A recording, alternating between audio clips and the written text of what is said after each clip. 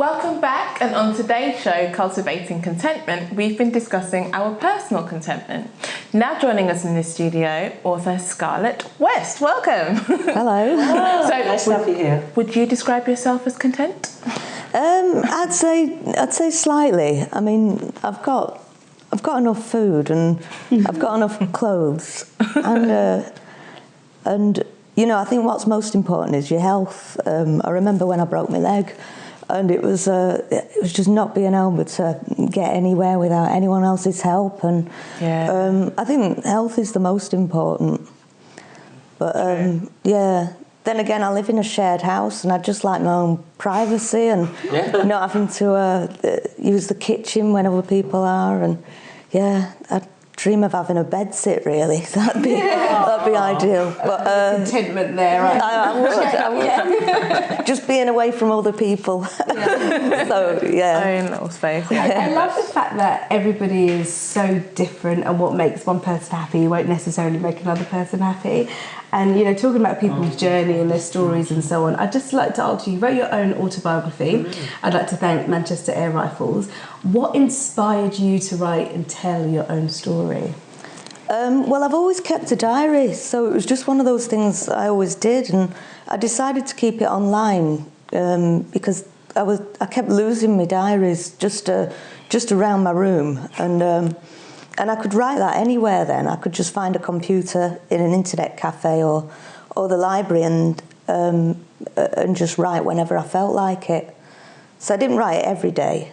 There's months missing. I don't know what happened in those months, but you know. So yeah, it was just something that I felt. And were you trying to get a message out there to people, or was there something that happened to you that you thought, I'd love people to know this?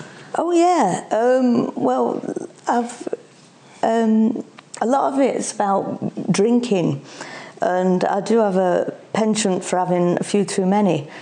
So I guess that's my only demon really, is the drink. But I went to a place called Turning Point. My GP put me in touch with them, and they helped me control it a lot more than I was doing. You know, in say like 10 years ago, I think I was a bit more off the rails. So I think that's getting older as well. I've settled down a bit. I'm not as wild as I used to be. Yeah. I mean, you've obviously had a journey, but what does it take to become a novelist? Well, I just wrote whenever I felt like it, so I wouldn't class myself as a novelist. But somebody once told me, if you just keep writing every day and keep at it, then you know, that's better than not doing anything at all. Even if it's rubbish you're writing, then just carry on doing it. But I just wrote it when I felt like it. So Why the title? I'd like to thank Manchester Airriffles. Well, it was a shop that I used to pass on the way to from Oldham to Manchester. It was called Manchester Air Guns, and I just thought it was a good title. So there's no reason behind it. I've never been in the shop. I don't think they know about it. So how do you think London has changed since the early 2000s? Well, the rents have gone up. I'm talking, a lot about Soho really in the book. The rents are so high now. A lot of clubs that I used to go to have closed down, and also Crossrail, that happening. That took a lot of the clubs and the nightlife away. But then again, I was working last night DJing till 3 a.m. and the place was packed, you know, and everyone was dancing. And there's small pockets in the West End where, you know, people are still going out. So I wouldn't say the nightlife's completely dead, but it took a lot away, I'd say. You know, I find it's interesting. Like, I absolutely love London. I think it has a lot to offer, but I find it interesting that there are so many crutches with any city, but there are so many crutches that people use, and it can be alcohol, it can be, you know, going out, dancing and so on. And a lot of the time we aren't encouraged to speak about the things that we go through. And some people aren't content, and they do have a challenge that they're trying to battle through.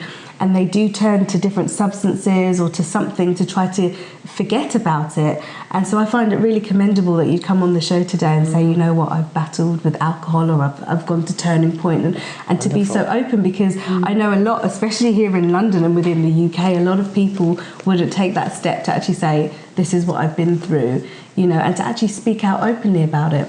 Yeah. I commend you on that. Thank you. Well, I didn't really have anything to lose, because, you know, I've never had a proper job.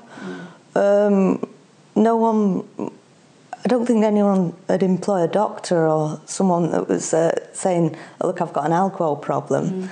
So, but I've never wanted a proper job, so you know, I didn't think I'd lose anything by writing the book.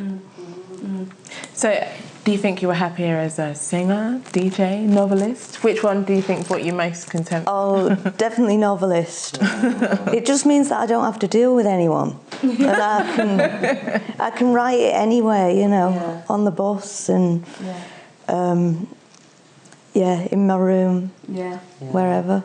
I do believe we all have that talent within us, isn't it? I mean, we can all find happiness in something, and that's clearly what she's done. You know, she's found a talent that she clearly has, and she's put it out there. You know, and it's inspiring other people, I'm sure. Are you intending to like write other books, or are you inspired to write other books? Oh yeah, I'm writing one at the moment. Good. Yeah. So, but this is more fiction.